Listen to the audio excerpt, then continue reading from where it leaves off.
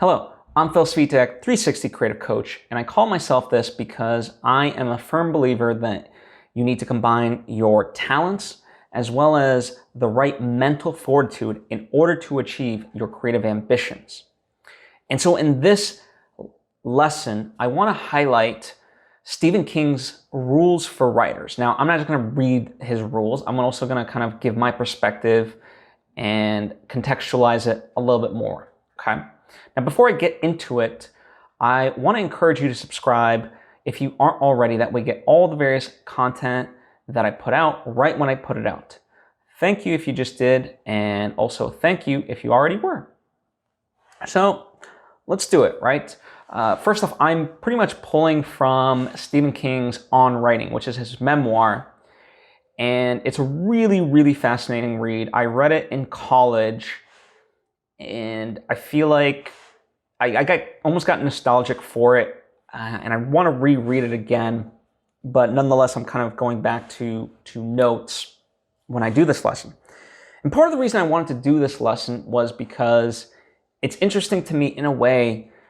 I can now claim to be a writer because I wrote a feature film, I wrote a nonfiction book, I completed a novel that is going to be, that I'm trying to get published, and if nothing else, I'll self-publish. I'm working on a third book, which is a second nonfiction book, and I'm in the midst of writing another feature film that I plan to make, just like I did with my first one. So for the past year and a half, I have been writing. And so by that definition, I am a writer, and I plan to continue to write because it brings me joy. And so we'll kind of talk about that. I just want to, that'll come back into play later. So let's start with the first thing that he says: write for yourself, then worry about the audience.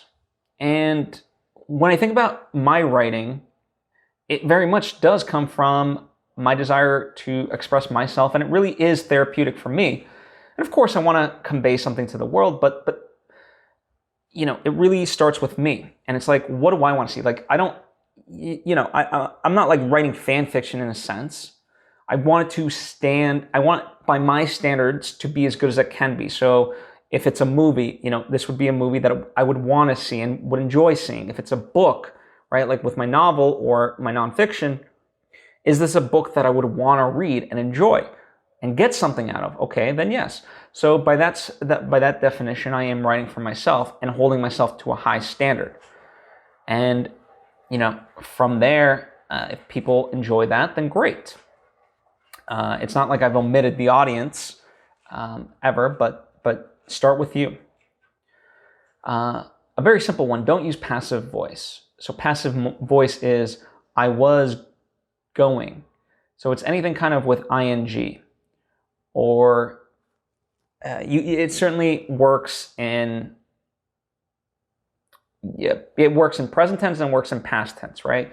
So I am going, or I was going, right? So these are passive, and they're not as strong as opposed to I go, I went, okay? And by the way, this is like a tangent, but it does apply to this because I've expanded passive voice to also be like weak verbs, and especially like nowadays in the climate that we're in, I help kind of oversee various friends' resumes and so forth. And one of the number one notes I give them is cut out these weak verbs. So for example, like I helped on a resume is like a very weak verb. It's, to me, kind of falls into this category of passive voice. So that's just a quick little note for you. Instead of helped, what's something better? You developed, you launched, you created. What is it that you did? You didn't just help, you did something. Help implies that you stood, you just kind of almost observed. So don't use passive voice. Avoid adverbs, right? So adverbs are, he ran quickly. It's kind of anything with an ly. It should, like, instead of he ran quickly, what's a verb that means to run quickly? He sprinted, right? So sprinted is the verb, and it implies, okay, holy crap, he's running really fast. Okay? So avoid adverbs. This is kind of secondary to that, but he's very much adamant about this. Avoid adverbs, especially after he said, she said. And the reason this is because now you're attributing how something should come across. So he said bluntly, he said angrily, he said softly. The reason he argues this is bad is because it shows we don't know your characters and we don't know the situation. The context of a scene should convey how a character speaks. You know, we should know if a character is angry in this situation and he would say it angrily, or if they're quiet and whispering it because they're timid. So, you know, usually adverbs are when you don't trust the reader to know your characters, or perhaps you don't know your own characters, so you have to kind of spell it out for people. So avoid that. Don't obsess over grammar. You know, especially in terms of how we speak, we don't really speak grammatically correct. And so, you know, don't obsess over it. Sometimes a fragmented sentence can be a lot more poignant than a long-winded one that is grammatically correct. So think about that. Here's a big one. Read. You know, it's interesting enough, kind of going, allow me a story, if you will. The reason I said of myself that, ironically, I now can call myself a writer is because I have been writing. And I do that because there are so many quote-unquote writers who, like, shut themselves in for one weekend out of 6 months, every so often, and try to crank out something. They don't. They'll get a couple good ideas, full of, you know, some will be good, but most of it will be cliches. And then they'll, you know, try to revisit later and so forth, and it never really goes anywhere. And it's like, first off, if you don't have the time to write, then you can't be a writer, okay? But along with that, you can't be a writer if you don't read. You know, I use the word cliche, right? Whenever, and I can speak from my own experience, whenever I have this idea initially, it is riddled with cliches. It is only through sitting and molding that idea that I can get rid of those cliches. And part of how I know those things are cliches is because I have a length and breadth of stories that I've consumed through the visual medium, but also through reading. And that also implies, because I'm a screenwriter, I read scripts.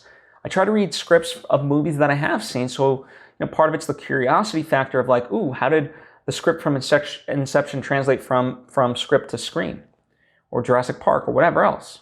Because there are differences, and that's really fascinating to me. But also, it's showing me how they did write the script, because I must learn that style. But I also read books, because, you know, books provide something else, and then I translate that to my script writing as well. And so I try to read as much as I can. I read fiction, I read nonfiction, I read scripts. So all these things really mold and sculpt my ability to write and to recognize those cliches. So if you can't read, you can't write. And that's the other thing. If you don't even have time for writing, then you're not really a writer, right? All right. To that point, turn off the TV. And what he means by this is cut out distractions. Like, make time for writing. This is kind of what I was harping on. You can't just write once every 6 months and call yourself a writer. You really have to write day in and day out as much as possible. As many times as you can throughout the week, you have to write. Stephen Pressfield argues the same thing. You know, the muse is never going to come to you randomly. As he argues, the muse comes when she sees you struggling day in and day out in front of the computer or whatever it might be. Because the muse is like, oh, this person's putting in work, so I'm going to gift them with this idea. Okay? That's how, I mean, it's very poetic in that sense. And I'm not saying this is like literally the factual thing, but it does work in principle. You have to avoid distractions, and you have to make time to write. And the reason why he argues the TV, it's like, it's just, what he's arguing is that we just default to escapism and passive entertainment rather than do the work of what we think that we should be doing. So turn off the TV, avoid distractions, and get to writing. This doesn't mean never watch anything, but be purposeful. Write first, then do all that other stuff, okay? Now, he has a time limit of 3 months for a first draft because, this sense, like he adheres to writing 2,000 words a day. My writing process is a little bit different than his. I'm a firm believer in outlining heavily first, and so I do that for a majority, and that can take some time. I mean, sometimes I might even be outlining for 3 months. But what I put in terms of that upfront time, while it doesn't seem like I'm getting any results, it heavily helps me on the back end, and I can turn out a draft very quickly. So far, the script I'm working on, In Search of Sunrise, I've been going at it for 15 days at about like an hour and a half a day. And so far I'm on like page 57. So not bad. I don't think, not bad for me. But it really helps to have that outline. So, whether it is 3 months for you, if nothing else, this is kind of the point. Figure out the right process, set some goals and deadlines, and even if you don't hit them, at least you'll be that much further, right? Like I gave myself a near impossible deadline to finish the first draft of In Search of Sunrise by the end of August. Didn't happen, okay? But nonetheless, I certainly got a lot further than I would have if I didn't give myself sort of that initiative, right? And so that's great. At the end of the day, you got to write one word at a time. So it's that kind of cliche, the 10,000 mile journey begins with the first step. So, just take it in increments. And that's why it's important to go day in and day out, because you're not all of a sudden just going to, one weekend, sit in front of the computer and everything's going to pour right out of you. You really got to just take it one word at a time, and you'll see progress. So don't disparage. It'll come. Stick to your own style. Don't try to emulate somebody else. I'm finding this with myself. I am inspired by certain things, yes.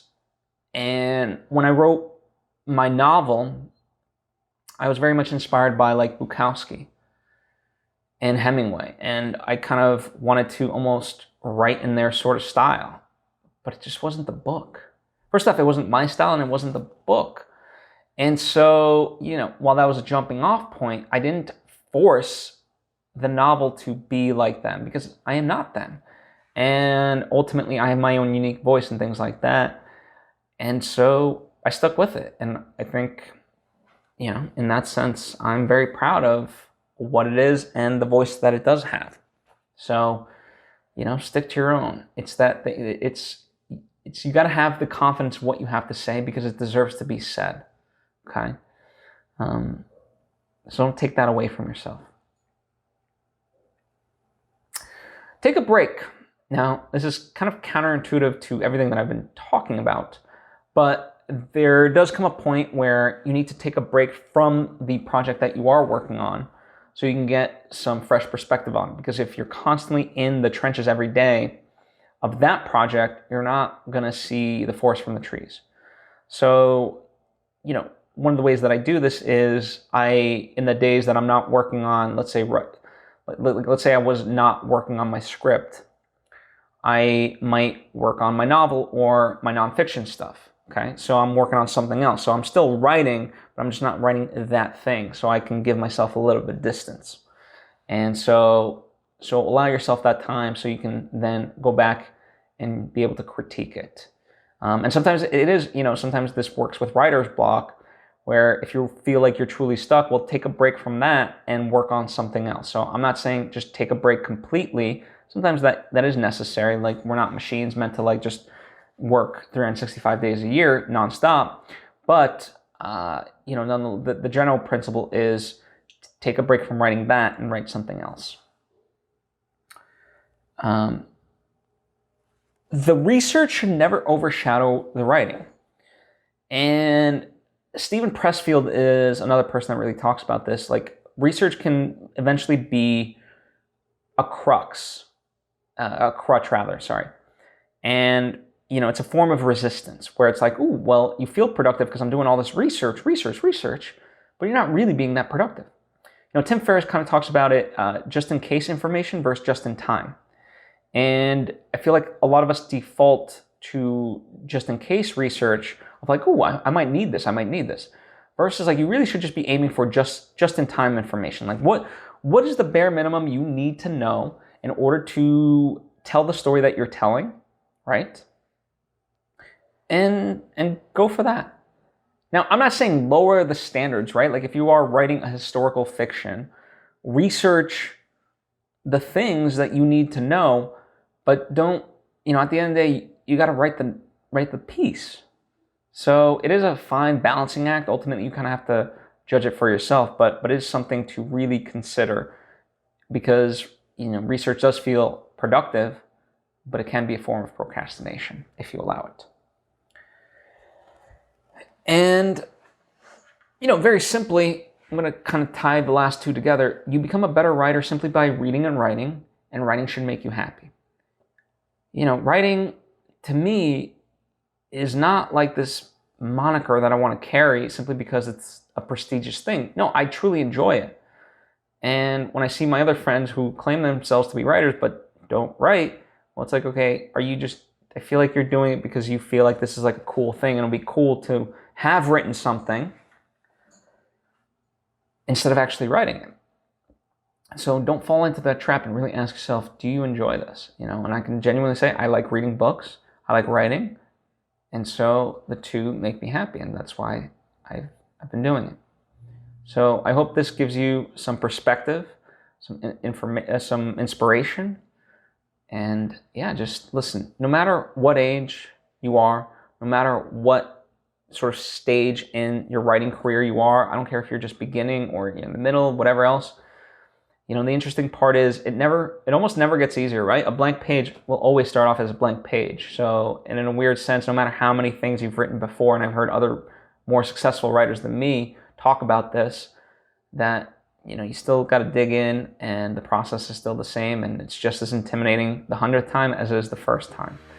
So let that be a little bit of encouragement, and hopefully, the strategy, take these things, the rules of writing, and use them as guidance and strategy to write the things you want to write. Thank you for taking the time to tune in. By all means, if you have thoughts of your own, if you have questions, please share them, whether down in the comments section or hit me up on social media at Bill Svitek.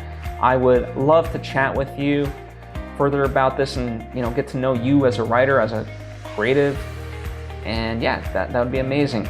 Also, if this has been beneficial to you, then I also encourage you to share this with someone in your life. Hopefully they get the same benefit. I certainly would appreciate it. Thank you from the bottom of my heart, and I hope to see you next time.